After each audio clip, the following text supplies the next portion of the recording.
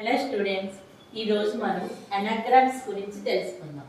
అనాగ్రామ్స్ అంటే ఇచ్చిన పదంలోని అక్షరాలు అవే అక్షరాలను ఉపయోగించి వేరొక పదం తయారు చేయడం. ఇప్పుడు ఉదాహరణ వేస్ట్. దీని నుంచి ఇవే అక్షరాలను ఉపయోగించి వేరే పదం తయారు చేస్తాం.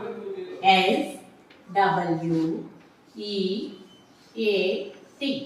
వేస్ట్ నుంచి స్వెట్ అనే పదం మనం తయారు చేసాం. అర్థమైందా మీకు? ఇప్పుడు ఇలాగే కొన్ని పదాలు మనం తయారు చేద్దాం. ఓకేనా? We can make a new word by rearranging the letters of the word. ఇప్పుడు నేను ఇక్కడ వర్డ్ ఇచ్చాను.